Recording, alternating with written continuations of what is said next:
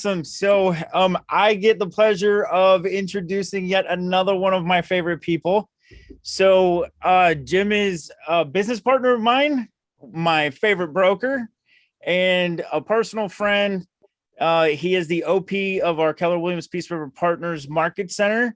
And he is I don't know if he loves contracts quite as much as I do, but it's probably pretty close. So Jimm, take it away. Tell us a little bit about yourself, as far as how long you've been in the business and your road with Keller Williams and all that. Well, I got my license in 2004, I think in May or June. Then Hurricane Charlie wiped out Punta Gorda in August of 2004. So I've survived a hurricane, survived that crazy up market after the hurricane, and then the crazy recession after that. And then in 2010, I was introduced to Keller Williams, thanks to Jeff Jordan down in Bonita Springs. And I was fortunate enough to have an opportunity to invest in the market center when we opened in 2010. And I had the opportunity to become the OP about a year and a half later. And then I became the broker, I guess about 6 or 7 years ago. Does that sound right, Brett? Yeah, sounds about right. So last year, our office closed 2,889 units. So, we see a lot of crazy stuff. And so I think that qualifies me to talk a little bit about contracts. That's right. And one of the things that Jimm and I always talk about, because we were licensed around the same time, is that in our years of doing this, which is knocking on 20 years now, we haven't run into some of the experiences that our new agents are having to deal with. Yeah. So, fortunately, we have the experience to draw from, but we personally haven't had to go through it. It's unbelievable what some of the newer buyers agents have to deal with. So, yeah, go ahead, Jimm. Well, I think we're all learning new stuff, right? Nobody's ever seen a market like this ever in the history of the world, I don't think. So yeah, you have to get creative. It's not always a black and white kind of issue, right? So anyway, I'm supposed to be talking about writing offers for the win, right? That's it. Yeah. Getting ready to, first of all, I want to say, whatever I say is my opinion. And if you want to check with your leadership in your market centers to determine what their opinion of my opinion is, that would probably be a good idea before you do anything I say. Okay. Spoken like a true broker. Right. So, we talk about writing offers, but keep in mind, there's a lot of groundwork that needs to be laid before you can set the offer. So we're going to talk a little bit about the groundwork that you need to lay to get ready to write the offer, because the offer writing process really doesn't start when you come back after showing houses. It starts way before then, if you're doing it properly. So we're going to talk about that groundwork. We're also going to cover some strategies you can use in writing the offer up and with respect to the terms that you're using to write the offer. And lastly, for those folks that hang in there to the end, I've got some suggestions or tips, I guess, when your buyers are talking about new construction. There's some things going on in the new construction field right now that you should be aware of. And if you haven't run across it, you might be able to save your buyers from getting into a bad situation.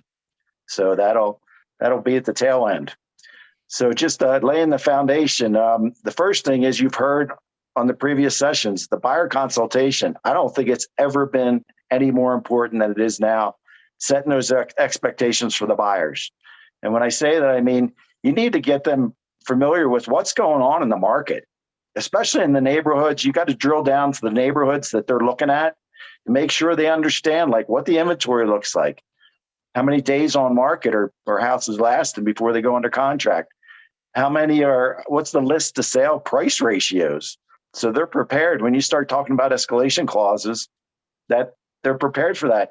The other thing that I would suggest is pay attention to what's coming back on the market, the stuff that's fallen out, because one of the key strategies I'm going to talk about in a little while is backup offers. I don't think they're used nearly as much as they should be.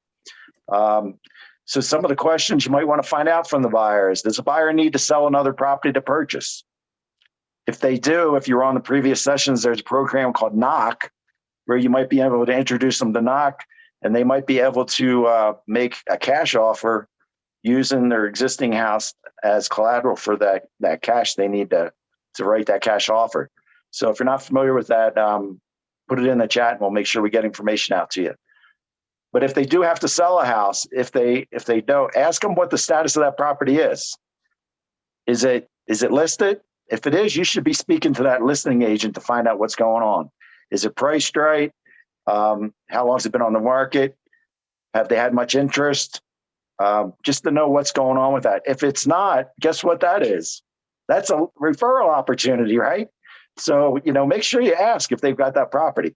And then also, if they claim they're a cash buyer, which, cash is king always practically, but, you want to see that proof of funds. Blame it on the seller. The seller's going to expect to see a proof of funds. And I'll tell you, my experience, I had a guy that he was pre-approved. I talked to the lender. The lender, yeah, he was pre-approved. The lender also verified that he had like $1 million in investment accounts. So when we were going around, and he was rushing to get into a house before Christmas. He was doing a job change and all this stuff. Well, I thought he was solid as rock, So then he wants to do a pre-occupancy situation. And he offers the seller, the listing agent, $50,000 of hard money without even without us even talking about it. He's throwing that on the table. And I'm like, I wouldn't have done that, but now that you did it.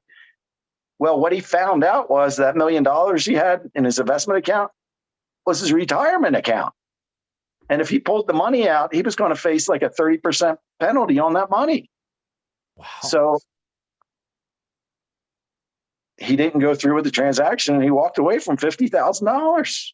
So make sure, drill down with those proof of funds. It might be in another country. They might have to bring it into the country. That's going to affect how quickly they can have access to it.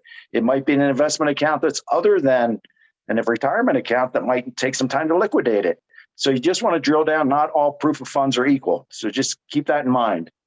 And then if they're not going to pay cash, if they're going to finance it, have they talked to a lender? If they have, do they have a pre-qualification, or better yet, a pre-approval letter? Who is the lender?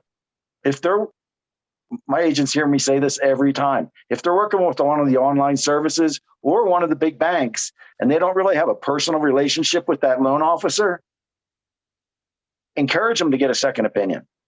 Because I can guarantee you that if things start going off track into the process, you're going to have a hard time getting a hold of the lender to get answers from once you go under contract. And then something screwy is going to come out of the woodwork when the third level underwriting is looking at that file. So again, if they've only talked to like an online service or a big bank, encourage them to get a second opinion from somebody that like, and trust. And of course, Keller Mortgage is always a great option. They've done some great things for the agents in our office. And lastly, I don't think we talk about this enough with our customers. There's two different types of contracts, right? There's the as-is contract, and I'm talking in FAR terms. Some of the local boards, like I know Naples has their own forms, and I'm sure there's some others out there, but we use the FAR agreements primarily because the bar has approved them or signed off on them. So if an attorney gets involved, he can't really use that as a ploy against you. So a lot of agents have fallen into this habit of just using the as-is contract. Well, if you're looking to write an offer that's going to be the win for your customer, that general repairs and maintenance contract might make the seller feel more comfortable than the as-is, because he knows if the listing agent understands what that general repairs and maintenance contract says, is it won't allow the buyer just to walk away for just some frivolous reason, which we all know the as-is is used to renegotiate deals all day long. So that's a good time, in my opinion, to introduce them to the contract choices. And then later on, when you're getting ready to write the contract, that's when you can you're not starting from scratch with that conversation. And I would probably even suggest giving them a copy of each of them to take it home and read it, okay? So let's say that your buyer is going to finance the contract. Who's the next person you should be talking to, right? It should be the lender. And that's before taking them out to show them houses, because you might be showing them houses that they can't afford, or you might be showing them houses way below what they can afford. So make sure you're talking to that lender. And if the customer's hesitant for you to talk to the lender, that's kind of a red flag in my opinion. So I would always want to talk to that lender. I'd want to find out where they are in the approval process. Have they gotten the tax returns reviewed? Have they pulled their credit? Have they verified their income?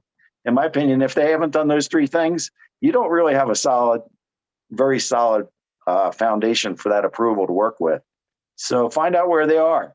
And then again, also, what items are outstanding before they can issue the final approval? You might find out they've got a bunch of investment property that they still have to provide information on, or they might own a couple of businesses they still need to provide information on. So, Hey, Jim, find out. What's that? can I stop you for a minute and just go back, because this is something that comes up all the time. So, and no, Dora, I'm not going to go into the contract. There's a distinct difference between a pre-qualification letter and a pre-approval letter, right? Right. The pre-qual is basically somebody probably just went online or had a phone call with somebody and said, yeah, my income's this, I have this much cash and My credit score. Yeah, they're just, so that the loan officer, and it's probably not even a loan officer, it's probably like a processor, is just taking information and then plugging it into a calculator, and they come out with a pre-qualification letter, which if I'm on the listing side, I'm not going to accept that in this market, right? So, Right. Especially if it's from like some of the people that I alluded to. So yeah, make sure you're talking about pre-approval. So then the other things you should be talking to the lender about is how much time do you expect to need for loan approval, right? Is it 30 days? Is it 45? Can you do it in less than 30? I would never write a contract saying I'm going to do less than 30-day approval unless I feel really confident that that loan officer really knows what he's talking about. And then what type of financing and how much are they looking to finance? Drives Brett and I crazy when we see these offers from people. Somebody sent an offer in the other day where they checked off both conventional and FHA with question marks because they weren't sure yet which way they were going to go. Wow. What's the estimated insurance? Insurance is becoming a much more significant issue with both flood insurance and with roofs, and especially those two issues. So you got to make sure that the loan officer is not using some ridiculously low insurance premium to qualify those people for the mortgage, because we're starting to see some of those qualifications fall apart once they find out what the actual premiums are. And encourage your customers to get their insurance quotes while they're still in their inspection period, especially if it's an as-is contract. What interest rate are they looking to use for the loan approval? And when does it lock? And are enough funds on it? Find out if they have enough funds on hand to close, or will they need help from the seller? Because if they're going to need help from the seller, that's going to raise a whole bunch of other issues, right? When you try to write that offer up. Okay, now once you've actually talked to the customer and the lender, if the lender's involved, and the listing agent if they're selling a property, now you're ready to go out and start showing them properties. So now you come back to the office, and now you're going to get ready to sit down and write an offer on the property. The next person you should be talking to is the listing agent, right? Because first of all, you probably want to find out, do they have any other offers in hand? And if so, try to get the listing agent to tell you a little bit about what's going on. You'd be amazed how much they'll tell you sometimes if they're not very skilled. How much time does the seller need to respond to an offer? You don't want to put a 24-hour turnaround and find out the guy's on a cruise ship in the Panama Canal. So if he needs 4 or 5 days, put 4 or 5 days so you're not writing a contract that's going to expire in a day or two. If the seller is paying title, who are they going to use for the closing agent? I want to know that, because I know personally I've gotten burned when I just said, oh yeah, I'll let the seller pay. And then I find out the title company they're using, the closing agent, is hitting everybody up for these crazy fees. So I want to have an idea what the fees are going to be before I allow somebody else to choose a closing agent I don't know. And especially if it's closing agent I've had bad experience with in the past, I'm going to really strongly encourage my customer, my buyer, to pay for title, which will actually improve his offer potentially compared to others. Will the seller accept the type of financing that your buyer is getting? So especially if you're going FHA or VA, is that something the seller will even consider? Does the seller have preferred closing date? This is another one that we see. One of the first strategies when the market started to shift, Brett and I, when we were teaching contract classes, we would practically beg the agents to avoid any pre or post occupancy situation because they're just riddled with risk, right? And then when listings became so much harder to get, Rhonda Gustitis, one of the top agents in our office, actually one of the top agents in the region, her team, she came up with the idea of doing a post-closing, offering the sellers that she will negotiate a post-closing occupancy once they go under contract in order to get the listing. So that was a listing strategy at the time, and it was very effective for the longest time. I don't know if you guys are seeing much of that anymore, but that can be very important. If you can accommodate the seller's closing date, that's going to put your offer a lot further ahead than a lot of others that don't have that luxury. Of course, your buyer's got to be able to accommodate that time frame too. And then ask the agent, do they prefer that you use the as-is contract or the general repairs and maintenance contract? Because you want to know that going into it, because if you're not using what that agent's preferring, he's already going to have probably not a great taste in his mouth if you come up with something different. And then how much time would be preferred for the inspection period? You know, everybody thinks the shorter inspection period is best. If you put 15 days and they were expecting you to do 5 or 10, then again, your offer's not going to be as strong as the next guy's. But I will warn you, if you're going to do much more than like 10 days, I would definitely have the inspector lined up ahead of time before you submit that offer. And lastly, if flood insurance is going to be required, can the seller's policy be assumed? That's something you should probably be talking to them about, and see if you can maybe talk to the insurance agent that has the insurance on the house. So that's the groundwork that you're laying. You're talking to the buyer, doing your buyer's consultation. You're talking to the listing agent if they have their house on the market and they have to sell it. You're talking to the lender, and then you're talking to the listing agent on the house that you're going to write on. Now you're ready to actually sit down and prepare a contract, right? So now when you're sitting down with your buyer and you start talking about the contract, you've already introduced them to the as-is and the general repairs and maintenance contract, right? You've already had a basic conversation about the difference of them. Now, one might be better for the specific property than another, right? So if you can see that the house has a lot of issues, you know, the as-is contract might be the best way to go, because the other general repairs and maintenance might scare off the seller because he might be concerned that he's going to be responsible for a bunch of stuff. Unless you put very low limits in the contract, because as I hope we all know, that general repairs and maintenance contract has 3 different types of repair limits. It's got basically the maintenance type functionality limit for repairs. Then you've got your open permits category and the wood destroying organisms category. So if you put lower limits in there with that contract, your buyer's still going to be on the hook to stay in the deal as long as nothing crazy goes on with the house. So if you explain that, you might have to do some education with the other agent though, because if the other agent's not used to that contract, they might not be as knowledgeable as you are about it. So you might want to spend some time explaining to the other agent why that's a good contract for their customer. Now, of course, the almighty purchase price is always, you know, probably one of the biggest issues. Customers, they'll ask you, well, what do you think? And Brett, this is one of Brett's little gems, I think, is what is the highest price you would pay without regretting that you didn't get the house because someone else offered more?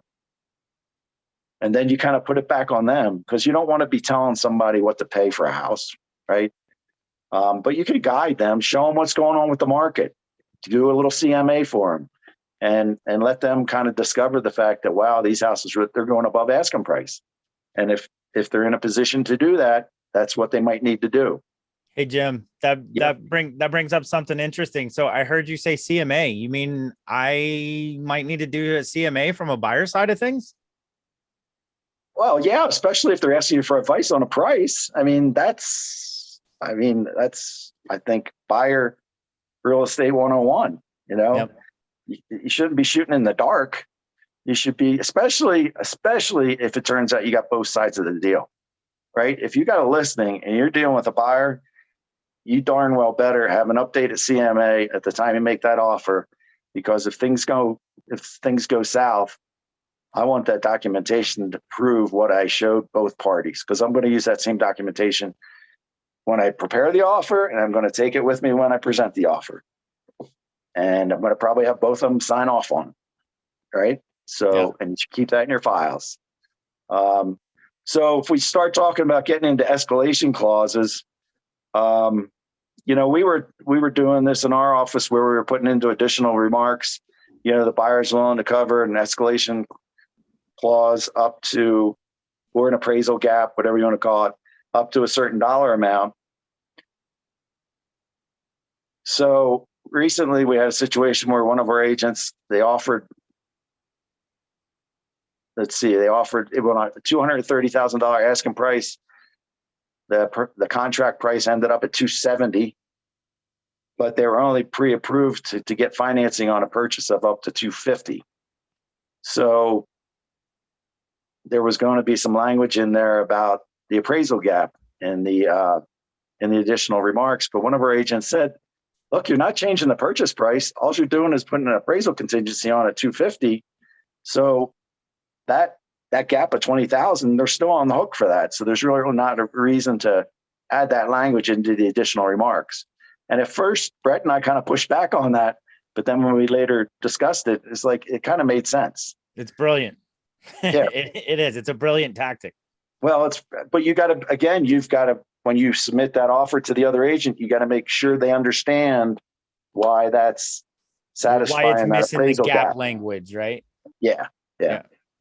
Now the escalation clause, I don't know how many of you have done that, but that's a whole nother animal where, you'll agree to increase your price $500 or $1,000 or $2,000 above the next highest offer. From what I'm hearing from our agents is a lot of the listing agents are getting tired of that, and they just want you to come with your highest and best. So I don't know if you guys are seeing that, but those escalation clauses seem to be wearing out their welcome in our area anyway.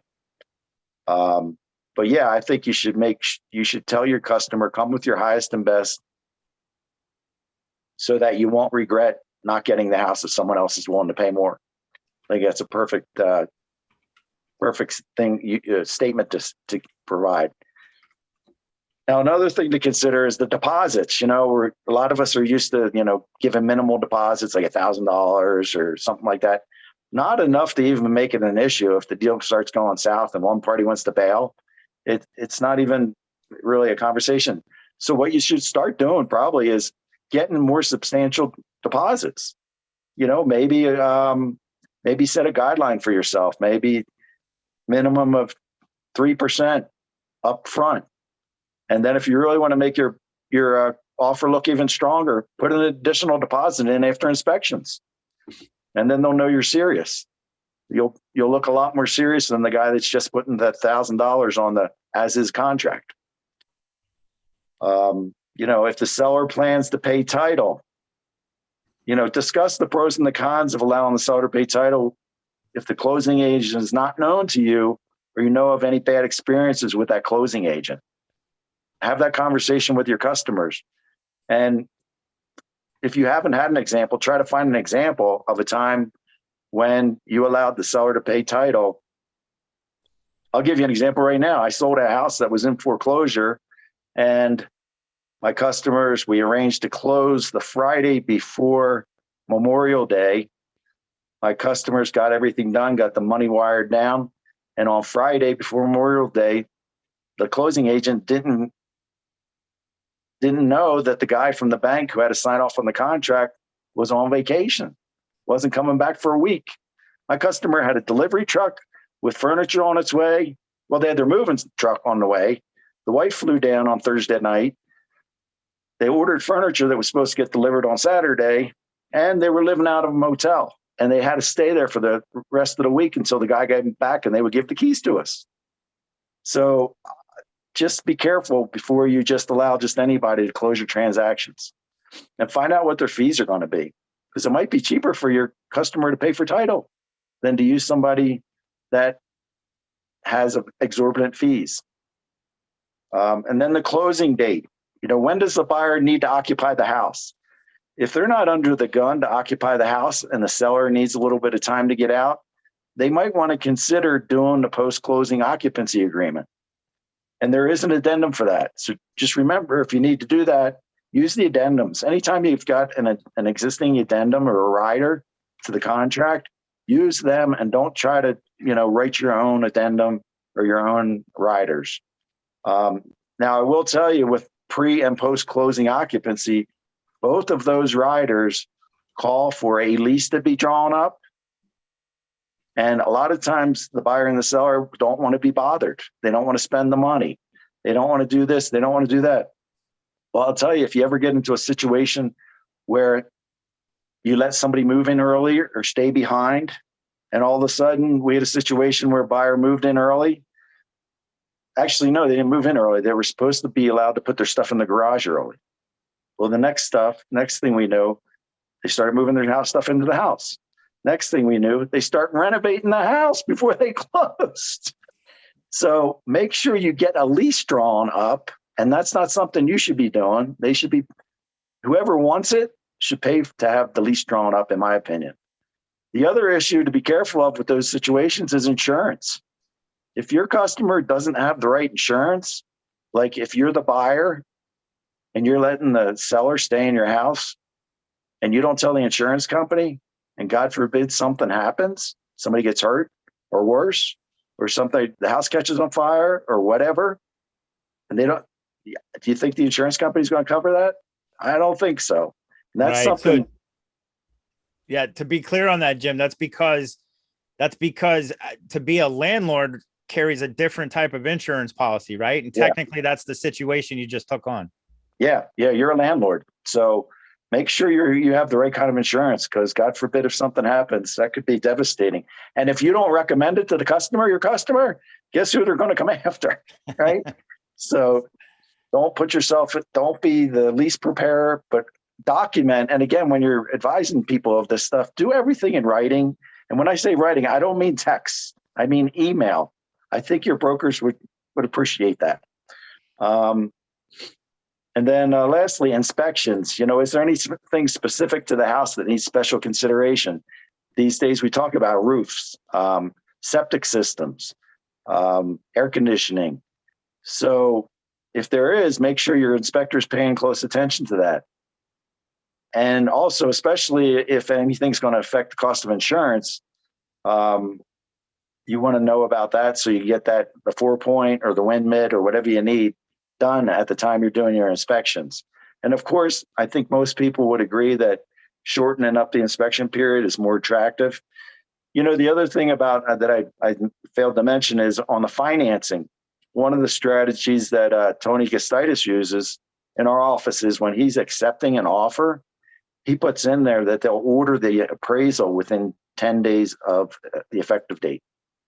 Whereas, most lenders are going to push off till as far back as they can, because they don't want to have the customer spending the money before they know the loan's going to get approved. So Tony puts in there that they'll order the appraisal 10 days into contract. Then that way you're not sitting there for 2 or 3 weeks waiting to see if you're going to have any appraisal issues. And that's even probably more important on the FHA and VA, right? Yeah. That brings me back when you were first touching on the lenders and, the spaceship brands and things like that. I love the way that you always talk about who the appraiser is that they're going to get, right? Oh, yeah. Yeah. So that's the big problem. One of the big problems you have with the online services and the big banks and all that, they're just throwing those orders for the appraisal out on the internet, and whoever gets to it the fastest for the least amount of money is going to get the job, right? Well, who do you think the ones that are going to get there fastest for the least amount of money are? They're probably the least qualified. Yep. They're probably not that great at their job. Yeah, and they're probably coming in from out of your area, so they don't know the market. I mean, we've seen that tons of times in these waterfront properties where they're using not very good comps. We've had them come from as far away as Orlando or Miami. Yeah, Tampa. I've seen them from Tampa. So, so if Brian made a good point, if you're shortening up your inspection periods and stuff like that, you need to make sure you got your customer realizes that that's a little, especially in this market, there's a lot of busy people out there. So you want to make sure you get your people lined up to do that work beforehand. Because remember, the inspection doesn't mean just getting the inspection done. You got to get the inspection, get the report, present it to your customer, discuss it with them, and then report back to the other party, the listing agent, what repairs need to be done or what you'd like to negotiate from that inspection report. Well, and that general inspection may call out the fact that a specialist like an HVAC specialist needs to come out and investigate further, right?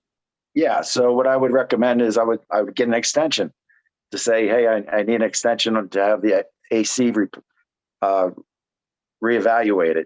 I wouldn't ask for an extension on the whole inspection period because then the seller's not going to want to leave the door wide open. But I would be very, very specific as to what I need the extension for to make the seller feel comfortable that you're not going to come back asking for a bunch of other crazy things.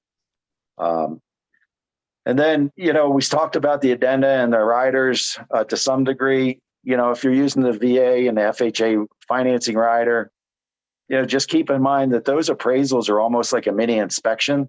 So you're almost better off getting that appraisal done before they spend money on an inspection.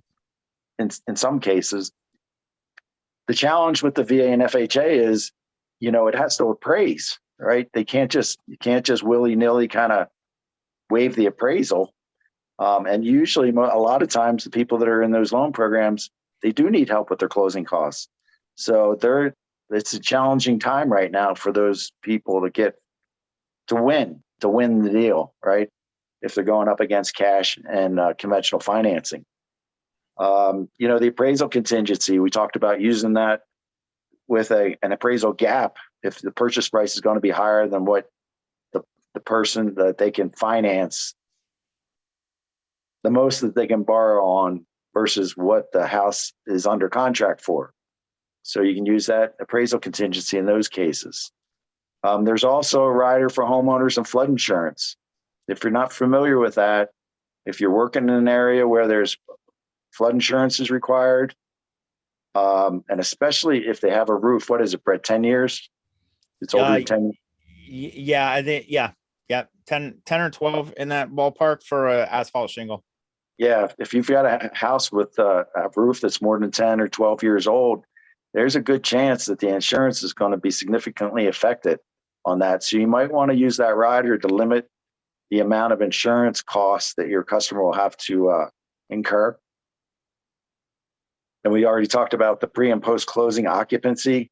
Don't try and be a lawyer. Just use those documents and then follow what it says, which it says have a lease.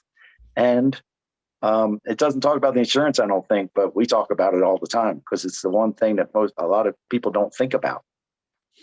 And the sale of buyer's property. If they do have to sell a property, try to find out what the status of, like we talked about earlier, try to find out what's going on with it. Is it already under contract? That's great. They might need to be able to use that knock program to qualify as a cash buyer. But use these addendums. There's also a backup contract. So this is something that right now I'm encouraging our agents from both a listing side and on the buyer side.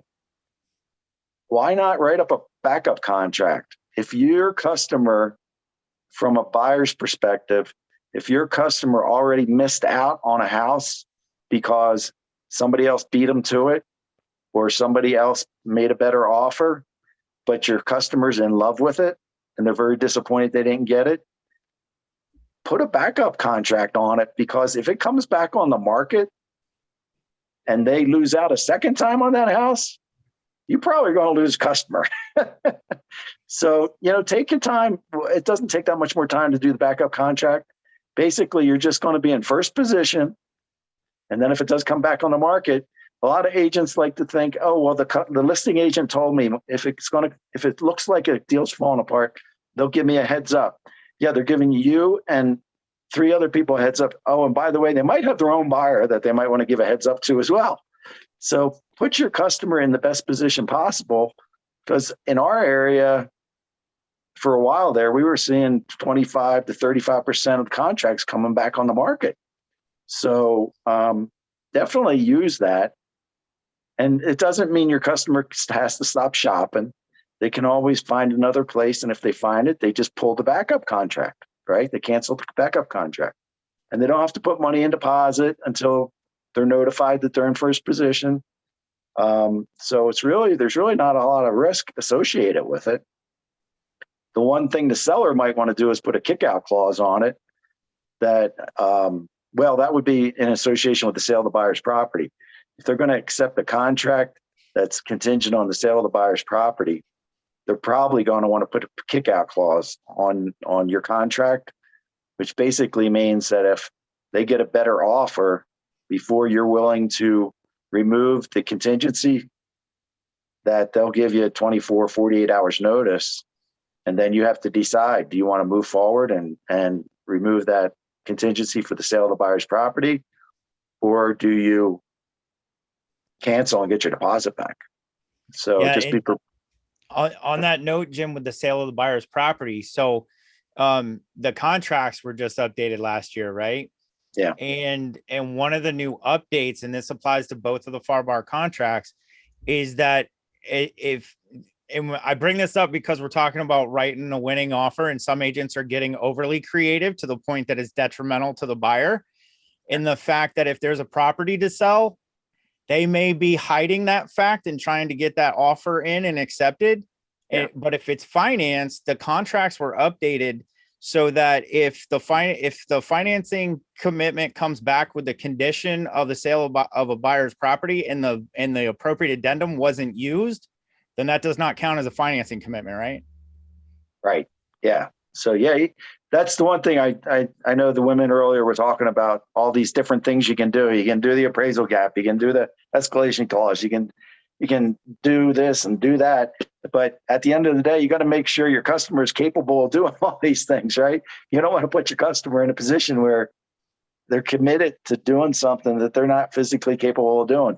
So we talk about proof of funds. A lot of times we don't think to get the proof of funds for the money that they need to bring to closing, even if they're financing it, right? Especially if there's an appraisal gap, or especially if they're going into an escalation clause situation. So yeah, and again, you can blame it on the seller. Look, to make this offer as strong as possible, we need the pre-approval letter from your lender, and we need proof of funds for whatever you're going to need to bring to the table. And then you got it. And then that way, you got a pretty solid deal. Yeah. Now we're kind of running short on time. So I just thought I'd get to this last little issue that we've been seeing more often than I ever thought we would see it, but new construction contracts. If you haven't been involved in any new construction contracts, or if you have and you've just been very fortunate you haven't run into this, there's some things going on with the builders. I don't know if no, they're all pretty much doing this. They're not locking the cost in at the time that you're taking that, that you're writing that offer for that house that's to be built. There's going to be probably a clause in that contract that says that they have the right to push on any cost increases in the construction to your customer at closing. And I don't know that I've seen limits put to that either. So your customers should be aware of that they could walk into a situation where all of a sudden they have to drop $20,000 or $30,000 more on the house between the time they went under contract and the time it closed. Actually, I saw one the other day. It was several $100,000. Like if it was like a $900,000 contract, it ended up at like $1.2 million. And actually, in our area, I've been told, and I believe it, there's one builder in particular who is intentionally underestimating his site prep cost and his permitting on his proposals to, I'll say, kind of trick the people into taking his contract over another builder. And then he's coming back later at the end and saying, oh, well, yeah, our site prep was under, or the permitting cost more than we expected.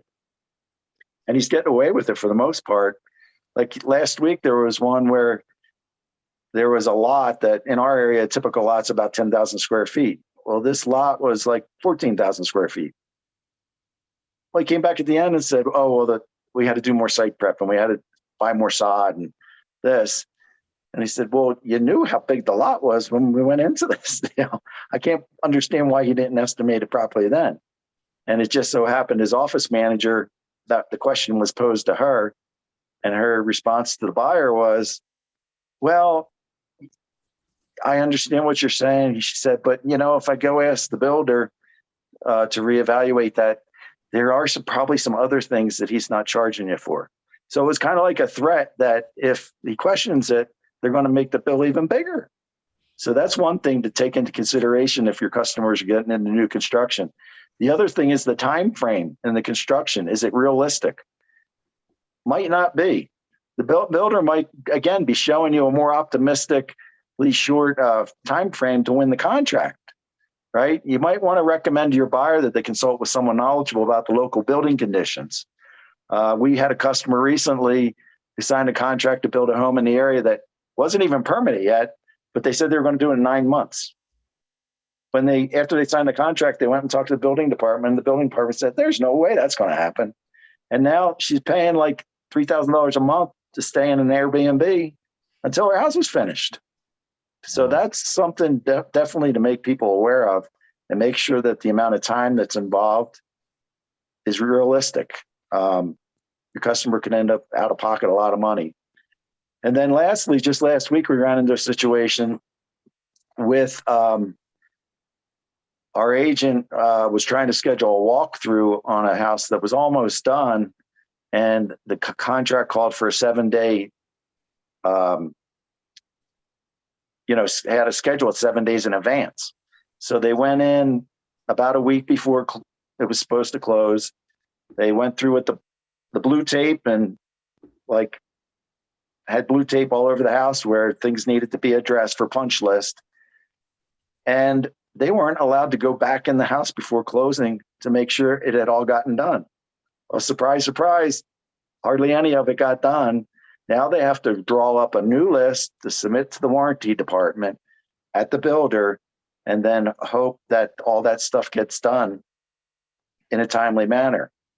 So especially if your customer's paying cash for new construction, that is probably one of the most risky propositions out there right now, because you might run into a builder. We've seen it in our area where the builder starts taking money out of his right pocket on this deal to finish the other deal. And the next thing you know, he's already starting behind on your house. And by the time he gets to the end of your house, it's like musical chairs. When the music stops, whoever's the last one standing is going to be in bad shape because they're going to have a house that's unfinished, right? Yeah, you think by paying cash that you're going to have priority, and really they're taking your cash to finish the other people, and you're like down at the bottom of the list.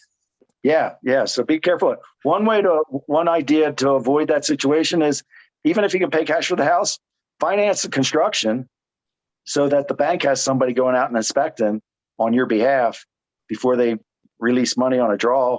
And then you could always pay off the loan at the end of construction. So I think I ran a little bit over, but that's typical for me, right, Brad? Sorry. That's all right. I think it was a lot of good information. Do we have any questions? I know one of the things you just kind of glazed over, but I know in my eyes, it's one of the most underutilized negotiable items on a contract that can really, not a negotiable item, but one of the parts of a contract that's so underutilized that could really help with your winning offer is that additional deposit that you had mentioned before. So especially on an as is, I'm going to shut up because when it comes to contracts, I go on forever, and Dora has a question. Well, thank you, Jim, for doing this. We appreciate you. I would like to just say, I know there's a lot of new agents on here. So my question to you, Jim, and to you, Brett, because this is a lot of great information, is how many times did you take a contracts class when you were first starting out? Ugh. Well, I mean, personally, my background's in finance and accounting, so I had a lot of business law kind of classes in college. So it came a lot easier to me. Mhm. I had a really great broker when I first started out who taught it in our office, actually. And a lot of times it's taught by example. Like in our office, we have a morning, we call it the Agent Breakfast Club call. Mhm. And a lot of times that calls a half an hour full of discussing strategies, how to overcome That's hurdles awesome. that are showing up in deals. And so that, I so like personally, I think I learned more on the job. But this market is like none we've ever seen before. So we're facing a lot more challenges than we ever did in the past too. And for me, I did take contracts classes every chance I could at the board, because I started at the Balloon and they didn't teach anything. So I would take them at our local association of realtors as much as possible. And then of course, the freak that will actually read them through and through. I know that, when you're a new agent, you're worried about getting in trouble, and understanding and knowing those contracts is one of the big things that will keep your butt out of real estate jail. Yeah, as a new agent, what I always recommend is print the contract out and put it. It's a good nighttime reading, right? Read it. You don't need to read it the whole way through every time. Read a section. And if the section refers to a standard in the back of the contract, go look at the standard at the same time you're reading the section. Don't try to read it through at one pass, because by the time you get to the end, you'll probably be more confused than when you started. But yeah, you should be able to explain that contract to your customers upside down, like Brett likes to say. Yep. I totally agree. I think that, you should know it well enough. You can turn it upside down if you're sitting across the table from somebody. I'll tell you a few years ago, just a quick story. I happened to be working on some of the tech in the training room in our old office, while one of our agents who had been with us long enough to know the contract, but I knew didn't know the contract, sat across from a buyer who was a high C. Ooh. So if we know anything about the disc profile, that buyer read every single word of the contract, and you could see that agent pouring sweat because he knew he was going to ask him a question that he didn't know. So those are the kind of situations you don't want to get into. Yeah. Well, Jim, I appreciate your time, sir. Especially since you're coming from where I would like to be in Breckenridge, Colorado. Yeah. I really appreciate your time. Thank you. And everybody that was here, thank you very much for your time. We appreciate you investing in yourself. And